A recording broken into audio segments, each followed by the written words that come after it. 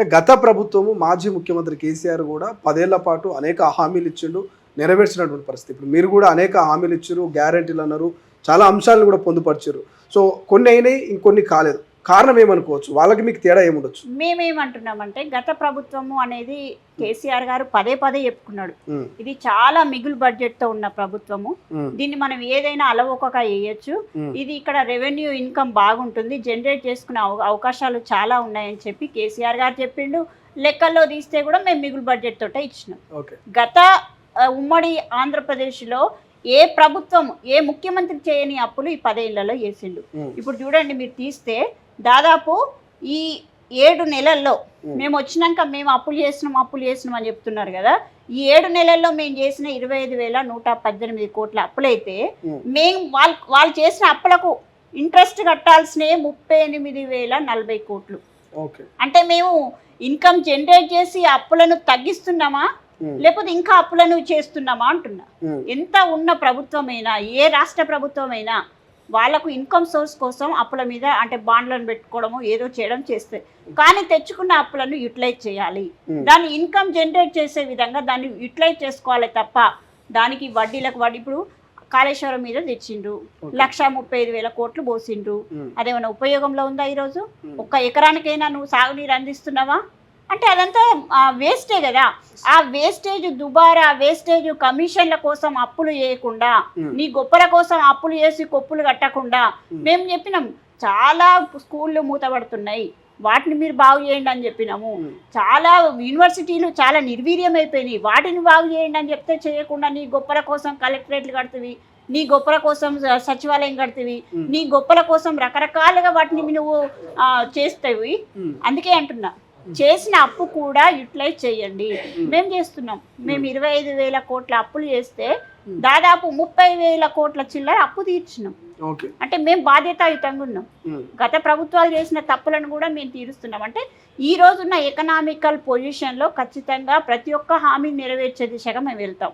కాకపోతే చూసుకొని వెళ్తాం, ఇంట్లో ఏ రకంగా ఉంది, బడ్జెట్ ఏ రకంగా ఉంది. ఇప్పుడు తల్లి బిర్యానీ చేసి పెడతా అంటది, ఇంట్లో కనీసం బియ్యం కూడా ఉండదు, వండుకోవడానికి గిన్నె కూడా ఉండదు, కానీ బిర్యానీ కావాలంటే అవుతుందా? చెప్పదు కదా, తల్లి అయితే అట్లా ఆశ పెట్టదు కదా పిల్లలకు. మేము కూడా అదే అంటున్నాం, మేము కూడా అన్ని సమకూర్చాలనుకుంటున్నాం, కానీ మాకున్న పరిస్థితులను బట్టి ఏం చేయాలనే ఆలోచనలో మేము ఉన్నాం.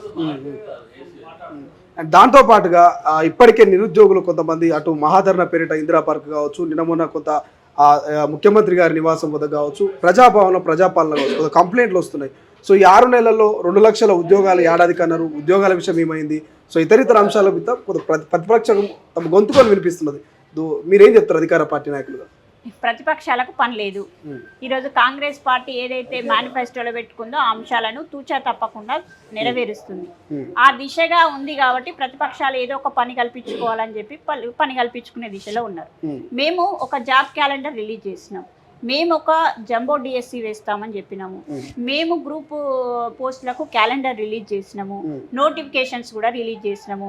గత ప్రభుత్వాలు నోటిఫికేషన్ రిలీజ్ చేసి ఉద్యోగాల కల్పన కోసం పెట్టిన హామీలు నెరవేర్చకుండా కనీసము మీరు అపాయింట్మెంట్ లెటర్ కూడా ఇవ్వలేని పరిస్థితుల్లో మేము రాగానే అపాయింట్మెంట్ లెటర్ కూడా ఇచ్చినాము.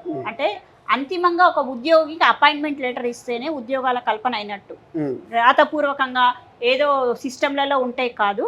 మేము ఆ దిశగా ముందడుగు వేసినాము. ఈరోజు చూస్తున్నాము, అసలు కేంద్ర ప్రభుత్వానికి ఏ బాధ్యత ఉన్నదని 2 కోట్ల ఉద్యోగాల కల్పన అన్నారు, ఏది ఎక్కడ ఇచ్చిండ్రు? కనీసం నీట్ ఎగ్జామినేషన్ కూడా సరైన దిశలో నిర్వహించలేని పరిస్థితులలో అవినీతి కూపంలో కూరుకుపోయిన ప్రభుత్వానికి మాట్లాడే అర్హత ఉందా ఈరోజు బీజేపీ నాయకులకు? వీళ్ళు ఎంతసేపు బీజేపీ బీఆర్ఎస్, మొన్న చూసిన ఎంపీ ఎలక్షన్లలో కూడా బీఆర్ఎస్ ఓట్లు డైవర్ట్ చేసుకొని బీజేపీ ఎంపీలు గెలిచిళ్ళు. అరకొర సీట్లతోటి మోదీ గారు చావు తప్పి కన్ను లొట్టబోయి ప్రధానమంత్రి అయిండు. వాళ్ళకు ఈరోజు ఈ రాష్ట్రం మీద కన్ను పడింది కాబట్టి మనం చూసాం, గతంలో గోవా కానీ మిగతా రాష్ట్రాలు కానీ మహారాష్ట్ర కానీ వాళ్ళకు సీట్లున్నా లేకున్నా ఏదైనా కానీ ప్రభుత్వాలు కైవసం చేసుకోవాలి, రాష్ట్రాలలో కాషాయమయం చేయాలని చెప్పి కసాయిగా ప్రవర్తించే విధానాన్ని చూస్తున్నాం. కాబట్టి వాళ్ళు ఆ దిశగా చేస్తున్నారు, కానీ మేము చిత్తశుద్ధితో ఉన్నాము.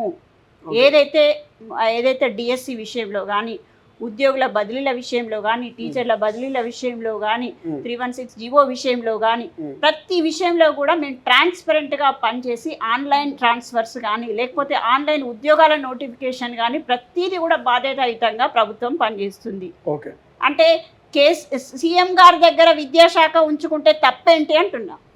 కానీ ప్రధానంగా బీజేపీ నాయకురాలు అంటున్నారు, అదే అసలు రాణి రుద్రమ్మ గారు అంటున్నారు, విద్యాశాఖ మంత్రి ఎక్కడున్నారు, ఆమె గురించి నేను చెప్తా. రేవంత్ రెడ్డి గారు చుట్టూ పదే కాళ్ళ దగ్గర ప్రదక్షిణ చేసి కాంగ్రెస్ పార్టీలో చేర్చుకునే దిక్కు లేకపోతే బీజేపీలో చేరిన ఆమె ఈ రోజు కేసీఆర్ అది రేవంత్ రెడ్డి గారి గురించి మాట్లాడుతుంది. ఆమె విద్యాశాఖ మంత్రి అంటే ఒక ముఖ్యమంత్రి దగ్గర విద్యాశాఖ ఉండద్దా? ఏం ఉంచుకోవాలో చెప్పమని చెప్పండి. ఒక పద్ధతి ఉన్న మహిళ అయితే ఆ రకంగా మాట్లాడదు. ఆమెకి ఎంతసేపు ఏదో మాట్లాడాలి, నేను ఏదో హైలైట్ కావాలనే విషయంలో మాట్లాడుతున్నది. బండి సంజయ్ శిష్యురాలుగా పేరు ఉందాలని పేరు వస్తున్నది తప్ప ఆమెకు కంటెంట్ లేదు కాబట్టి ఆ రకంగా మాట్లాడుతుంది అంటున్నా. మీరు చెప్పండి, విద్యాశాఖ అనేది ముఖ్యమంత్రి గారి దగ్గర ఉంచుకుంటే తప్ప, లేకపోతే విద్యాశాఖలో ఏవైనా లోపాలు జరుగుతున్నాయా, విద్యాశాఖ పనితీరు బాగలేదా, స్కూళ్ళు ఓపెన్ కాలేదా, బుక్స్ ఓపెన్ ఇవ్వలేదా, యూనిఫామ్స్ అందజేయలేదా, ఏమి లోపం ఉందని ఈరోజు ఆ మాట మాట్లాడిందో ఒకసారి ఆమె నైతికతకే వదిలేస్తుంది. అసలైన తొలి వెలుగు. ఫాలో వాట్సాప్ @తొలి వెలుగు official.